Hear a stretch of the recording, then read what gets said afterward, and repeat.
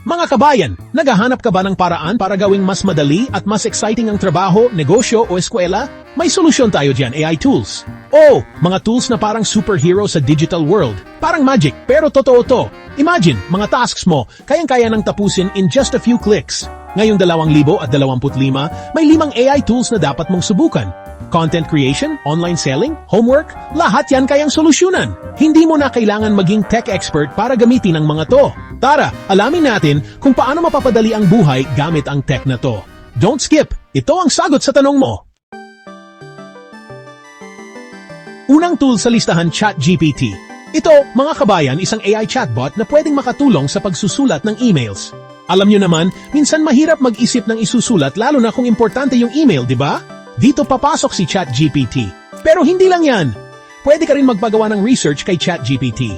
Isipin mo parang may instant researcher ka na 24 na oras, 7 araw sa isang linggo.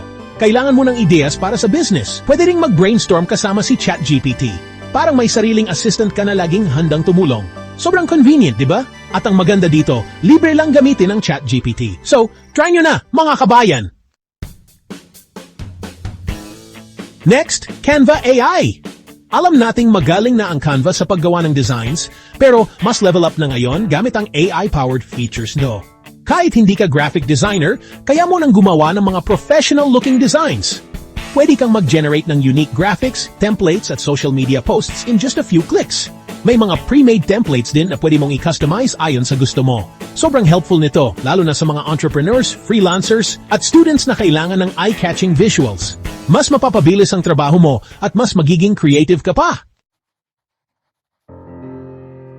Chapter 3, Midjourney, Unleash Your Inner Artist. Kung mahilig ka sa creative projects, subukan ang Midjourney. Ito ay isang AI tool na gumagawa ng stunning visuals at artworks gamit lang ang text prompts.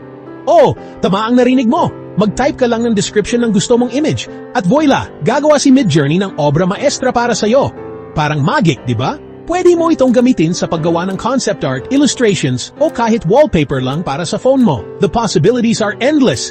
Isa itong powerful tool para sa mga artists, designers, at kahit sa mga hobbyists lang. Kaya kung gusto mong ilabas ang iyong inner artist, try muna ang Midjourney. Chapter 4, Grammarly, Say Goodbye to Typos and Grammatical Errors. Sa mga estudyante at professionals, hindi mawawala ang Grammarly. Alam naman natin na importante ang good grammar sa pagsusulat, di ba? Dito papasok si Grammarly. Ito ang ultimate writing assistant mo. Makatutulong ito sa grammar check, sentence improvement, at plagiarism detection.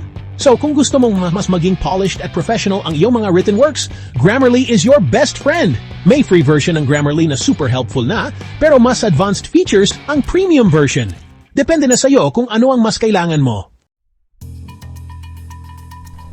Chapter 5, Jasper AI, Content Creation Made Easy.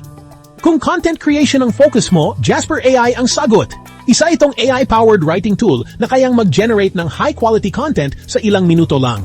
Mula blog posts hanggang marketing copies, kayang mag-generate ng professional content sa ilang clicks lang.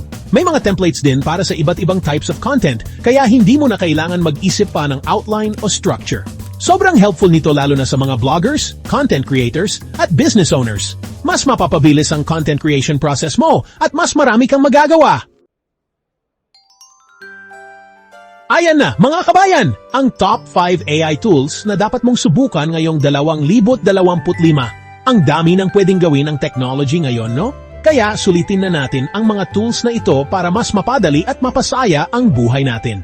Kung gusto mo pang ma-discover ang mga bagong AI tools at tricks para sa buhay Pinoy, i-like at i-share muna ang video na to. Share your thoughts sa comment section at sabihin mo sa akin kung ano pang AI tools ang gusto mong malaman.